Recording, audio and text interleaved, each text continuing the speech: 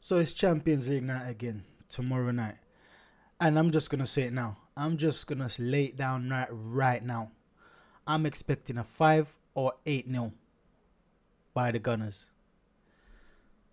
You may be wondering, that sounds outrageous, but trust me, I'm expecting a 5. This is my prediction. I'm coming straight out with the prediction. I'm not even waiting till the end of the video.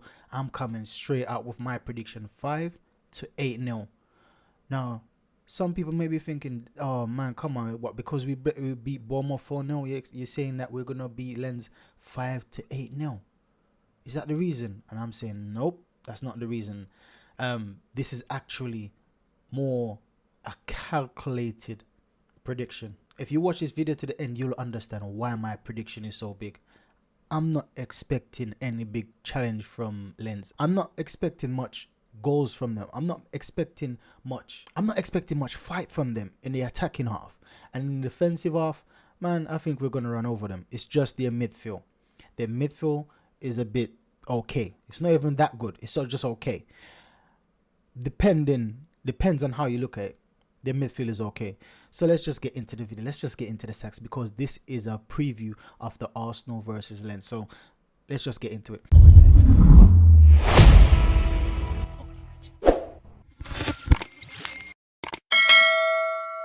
So this is the first stats we see. So this is the stat. Hold on. I wonder if you can guess what. These are the comparison of these stats, right? Now, once you see Thomas Partey in this lineup, you know that it can't be the Champions League. Thomas Partey played in the Champions League. So this is a comparison of basically the league, right? So this is a comparison of our top 5 players in the league. Our top 5 player, Bukayo Saka is first, Odegaard is second, Thomas Partey, even though he hasn't played for a few matches, is still number 1. And it's based off his last match. He hasn't played to get a higher rating or a lower rating, so that rating sticks the same. Although it's kind of concerning that Declan Rice is still at number 4, considering Partey ain't playing for a long time and Declan Rice adds some quality match. But I'm not sweating that because with the eye test, I see that Declan Rice has been very good. Benjamin White make up the 5th position, and we see that all these ratings are above 7.3. Now, when we look over Lens, number 1 is Shishuba. Is a midfielder. Now, this guy is 18 years old. Bear in mind, this is the league, right? He's been their best player. Guess how many matches this guy has played? He's played 1 match for them, and he's already their best player. So we can see the trend. Just from this first slide, we can see the trend of this video already. Man, for me, we should comfortably, over comfortably, so comfortable that I think Raya may fall asleep if it's Raya that starts or Ramsdale. I think they may fall asleep in goal, mate. This is how comfortable I expect this match to be. But we all know that things don't always go the way that we expect. But to be honest, based off the way we've been playing, based off the way they've been playing, for me, this is a no-brainer. 5 to 8-0. So, their best players are a midfielder and 2 defender, their top 3. Then we see this forward. This forward only scored... I think he only scored. Yeah, he scored 1 goal. 1 goal for the season. And then there's another defender. So we see there's 3 defenders, 1 midfielder, and 1 forward. Now, in comparison, we've got 1 forward and 3 midfielders and 1 defender. You see the comparison there? Now, for me, this shows you that if their defenders are the best players or the top 5. 3 defenders in the top 5 best players for them all season. That shows that they're always mostly on the back foot. So the defenders have to be performing well to keeping them in the games. And on our side, we see that our attackers are mostly always attacking. So this is why we score more goals than these guys. Now, and we're going to go into further stats. Ben White, even though he's a defender, he's an attacking defender. He's a right back. And he attacks a lot. So... Don't get confused and thinking, oh, we've got a defender here. He's not that. Ben White is an attacking defender, so let's get that right. Now, in the second half, I know you guys will know what this is, right? The second half talks about the Champions League. This is a stat of the Champions League. And their best players, let's take a look. Number 1, keeper. So they have had 1 match against Sevilla, right? And their best keeper so far, their best player so far in the Champions League is their keeper. Not This shows exactly what I was saying before in their league. They have three defenders as their best, as five of their best players in the league, and now their keeper is their best player in terms of stats, in terms of ratings, in their team for the Champions League. Then you got a midfielder. Then you got another midfielder. Then you got a forward. This forward only had one goal. He's only got one goal in Champions League, and we know that they draw 1-1 against Sevilla, and he got the goal. Now, and they will have another defender. Now, this defender is different from the defender they have, basically part of the best team in the league. This defender, we're gonna get into him. He's a very good defender, very, very accomplished defender in my mind. And over on our side, we see Martin Odegaard is our best player in the first match we've had so far. David Raya, second best. Bukayo Saka, third. Leandro Trossard, fifth. And Benjamin White, sixth. And you see that our top four players in the first match in the Champions League, we've got over 8 ratings. 8 and over ratings. So that there's no comparison there. Now, this is the next slide. And this is where we see the stats. Basically, these are the players that perform best against Sevilla. We see the goalkeeper here with a 7.7 rating, and he had a 14 out of 18 passes accuracy, and that's 78%. But what I want to highlight is the duels, right? That's the main thing I want to highlight on this slide.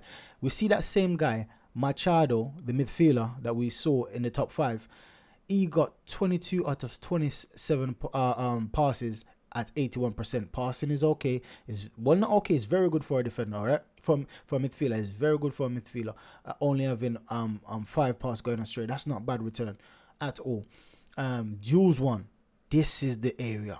Duels 1. He got into 17 duels and won 12. That's a very, very, very high. That's very high. That shows you that he's very combative. That shows you that he's very aggressive. And ground duels, he had 12 and 111. So just based off these stats, I don't know this player, but just based off these stats, I can tell that he's very strong. He's very aggressive. But there's one area we see that he's lacking is his aerial ability. In 5 aerial duels, he's only won 1, having a 7.6 rating. So far against Sevilla, he had a very good match and he's very aggressive. Okay, that's midfield number 1. Now let's go to midfield number 2. He had an 83% passing accuracy. We see he had 2 duels and won both of them. He had 2 grand duels, won both of them. Now, and he's a substitution, right? So we can't really judge him based off the other 2 because these guys played. This midfielder played 85 minutes. Now let's get down to the defender I was talking about. That's very good. He had a 70% passing accuracy. Well, it's not the best, but it's not the worst either. He had ground duels 1. He had 14 duels 1. No, he had 14 duels winning 12. That's a very good return. 9 ground duels winning 7. And he wins 5 out of 5 aerial duels. So potentially, we need to look out for this guy in set pieces. We need to look out for this defender because we can see he's very accomplished. He's very good in headering the ball. And if we get free kicks, if we get set pieces, I think we should go back to what we do in the league, which is the short pass, the short corners, and work it from there. Because this guy is gonna be a beast in the defensive line. Once again, we see this another midfielder, Frank Kowalski, 15 duels, 7-1, 15 ground duels, 7-1. So most of all his duels are ground duels, and he won 7. So we can see based off these stats, and another midfielder here, 88 passing accuracy, 11 duels winning 5, 8 ground duels winning 4. We can see that their midfield is the strongest in their team. Their keeper is very strong, and their midfield, they play aggressive, they play agile, they play strong. We can see that from based off these stats. So the game is going to be won and lost in the midfield. And recently, this is what I'm seeing. Most teams come to play ball in midfield. They haven't got good attacking. They haven't got the greatest of defense. They might have 1 and 2 defense, just like this guy. They got Gradit, and Gradit is a very good defender. And we can see that their midfield is the best for their team. Now, so this is the league stats. Arsenal had 7 matches so far, scoring 15 goals, conceding 6 and 8 assists. Now, look in comparison. They had 7 matches, same as us. They scored 7 goals. 7 goals. That's less than half. That's less than half what you scored, right? They conceded 12. That's basically double what we concede, right? So basically, we could be playing against them. We could be playing against them for the entirety of of these 7 matches, and this is exactly how it would turn out. They have 6 assists compared to our 8. Now, as what I'm saying before, this shows that there's a game to be won. They had 7 matches and conceding 12 goals. 12 goals, almost 2 goals per match. And they're playing in some joke league. And in their league, they're fourth from bottom. They're fourth from bottom in their league. So this is what I'm saying, that we're third. We're third on goal difference.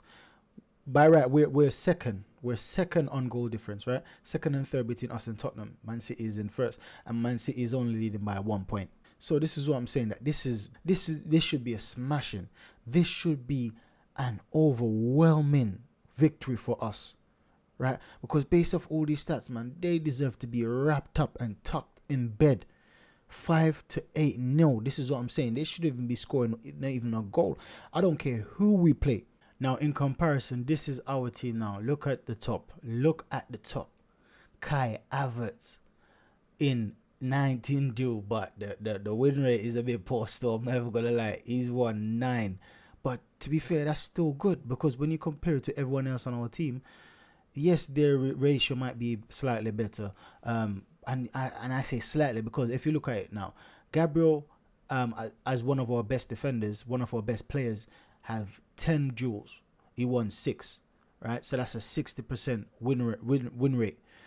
And if you check Kai Havertz, that's almost a 50%, right? That's almost a 50%. When you check Benjamin White now, Benjamin White he won less than 50% of his duels. Bukayo Saka, we think he's very strong on the ball. He's very, very strong on the ball. And even Saka has won less than 50% of his duels.